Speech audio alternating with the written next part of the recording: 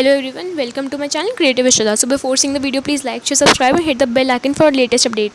तो आज हम गाइस कवर करने वाले complete power booster ID division boards 2026 के लिए। एंड यहाँ पे मैं आपको पूरी आईडी वन शॉट में कवर करवा दूंगा। ये आपके लिए बहुत ज़्यादा इंपॉर्टेंट है 2026 बोर्ड्स के लिए। तो चलिए स्टार्ट करते हैं।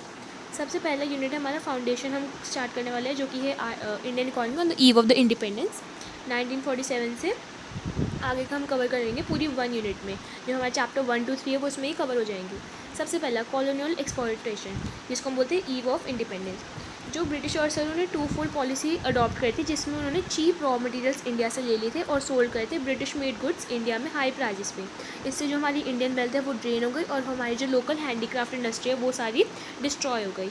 ऊपर से इन्होंने ज़मींदारी सिस्टम अडॉप्ट किया था, जैसे कि जो गवर्नमेंट है और ज़मींदार और टिलर्स हैं, यानी कि गवर्नमेंट ऊपर है, फिर ज़मींदार और टिलर। जो ज़मींदार है वो मिडल मैन का काम कर रहे थे। जो ज़मींदार उन्होंने चार्ज किया हाई रेंट, उन्होंने स्क्वीज़ किया फार्मर्स को और फार्मर्स को बहुत ज़्यादा टेंशन में ला दिया, जिन्होंने स्टेग्नेशन ला दी एग्रीकल्चर में। जो इकोनॉमिक इम्पैक्ट है उसमें क्या था, जो पॉवर्टी थी बहुत ज़्यादा हाई थी, लिटरेसी और हेल्थ जो था वो हमारा पुअर था, जो इंडस्ट्री थी हमारी बहुत ज़्यादा वीक थी, हमारी जो हैंडीक्राफ्ट इंडस्ट्री थी वो सारी हमारी बंद करवा दी थी।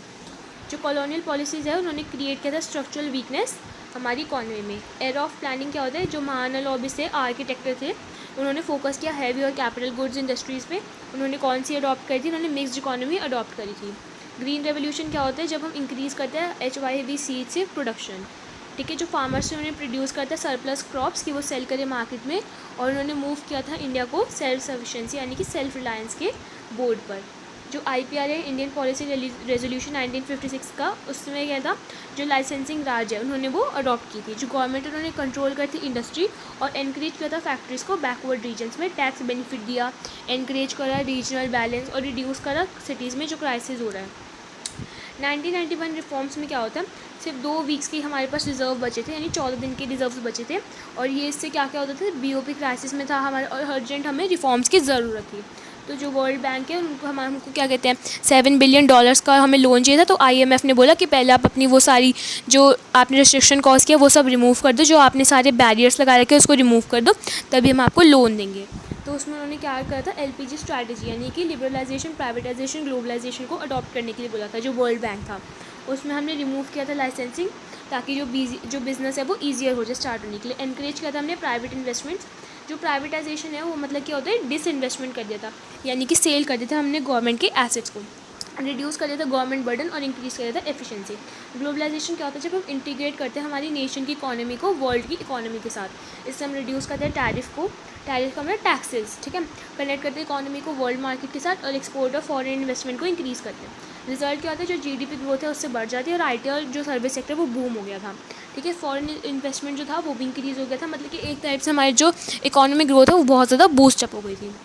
Make in India, startup India, digital India, ठीक है। यूनिट 2 में हम क्या पढ़ते हैं, रियल लाइफ चेंजेस। जो हमारा यूनिट 2 है, जैसे कि HCF हो गया, रूरल डेवलपमेंट और एम्प्लॉयमेंट और हमारा sustainable development. Human capital formation क्या होता है, इन्वेस्टमेंट जब हम हेल्थ में करते हैं, ठीक है, एजुकेशन में करते हैं, स्किल्स में करते हैं। प्रोडक्टिविटी वो क्या इंक्रीज़ करते हैं, प्रोडक्टिविटी और इकोनॉमिक ग्रोथ। ब्रेन ड्रेन होता है, वो रिड्यूस करते हैं स्किल्ड फोर्स और स्लो डेवलपमेंट। जो गवर्नमेंट प्रोग्राम्स जैसे कि स्किल इंडिया, आयुष्मान भारत, उससे क्या होता है, हमारी ह्यूमन डेवलपमेंट इन्हांस होता है, ठीक है। रूरल डेवलपमेंट क्या होता है, फार्मर्स को जब क्रेडिट चाहिए होता है, प्रॉपर मार्केट एक्सेस चाहिए होता है, तो जो NABARD है वो प्रोवाइड करते हैं रूरल क्रेडिट। NABARD मतलब national agriculture board of agriculture and rural development. जो ऑर्गेनिक फार्मिंग क्या होती है, वो केमिकल फ्री होती है और सस्टेनेबल होती है, वो मेंटेन करती है सॉइल की हेल्थ को। जो इंफ्रास्ट्रक्चर जैसे कि रोड, इरिगेशन, इलेक्ट्रिसिटी, वो इंप्रूव करती है प्रोडक्टिविटी। प्रोग्राम जैसे कि मनरेगा हो गया, ठीक है, जो कि हमारे महात्मा गांधी ने लॉन्च किया था। और PM किसानों को वो इनकम सपोर्ट करते हैं, प्रोवाइड करते हैं स्टेबिलिटी और रिड्यूस करते हैं रूरल डिस्ट्रेस को, मतलब रूरल की क्या क्या टेंशन है उनको कम करते हैं। एम्प्लॉयमेंट क्या होता है, जैसे कि स्विगी, जोमेटो, ये सब क्या करते हैं, प्रोवाइड करते हैं इनकम, पर ये सोशल सिक्योरिटी जो है वो प्रोवाइड नहीं करते। जो डिस्गाइज अनएम्प्लॉयमेंट क्या होता है, जब बहुत ज़्यादा वर्कर्स हमें रिक्वायर होते हैं, बट हमारे पास बहुत ज़्यादा वर्कर्स होते हैं जितने हमें चाहिए, मतलब जैसे कि हमको 5 वर्कर्स चाहिए और हमारे पास वर्क कितने करें 8, तो उसको हम बोलते हैं डिस्गाइज अनएम्प्लॉयमेंट, ठीक है। एग्रीकल्चर क्या करते हैं, एम्प्लॉय करता है बहुत ज़्यादा, मतलब एग्रीकल्चर सेक्टर के अंदर बहुत ज़्यादा डिस्गाइज अनएम्प्लॉयमेंट है।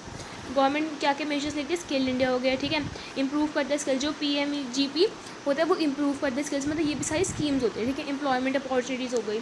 सस्टेनेबल डेवलपमेंट क्या होता है, जब हम डेवलपमेंट ऐसा करते हैं प्रेजेंट में ताकि हमारी जो फ्यूचर जनरेशन है उनको कोई भी दिक्कत ना हो, तो उसको बोलते हैं सस्टेनेबल डेवलपमेंट। नेचर टॉलरेट कर सकता है पॉल्यूशन एक लिमिट तक, अगर हम क्रॉस कर देंगे तो उससे ग्लोबल वार्मिंग होता है।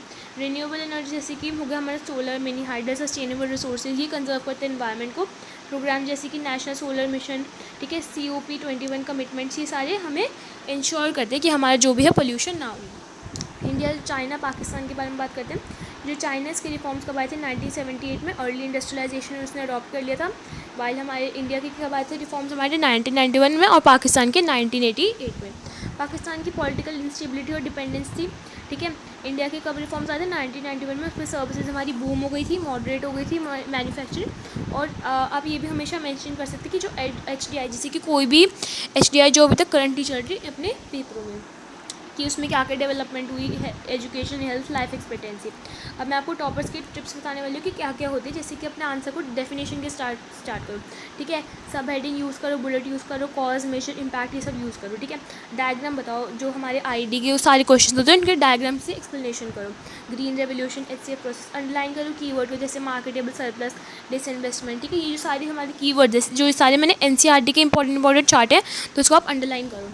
और करंट एग्जाम्पल जैसे GST क्या चल रहा है अभी, digital India, startup India, comparison करो इंडिया चाइना, और मतलब जो आज करंटली डेटा है जैसे कि GDP हो गया, HDI हो गया, लिटरेसी हो गई, वो सब कंपेयर करो, तो इससे आपके आंसर्स बहुत ज़्यादा अच्छे होंगे, आपको फुल नंबर के चांसेस हैं, ठीक है। तो आई होप आपको मेरी जो ये वाली वीडियो है IED रिवीजन की अच्छी लगी हो, आई होप अच्छी लगी हो। वीडियो लाइक करना, शेयर करना, चैनल प्लीज़ सब्सक्राइब करना, and all the best for your boards.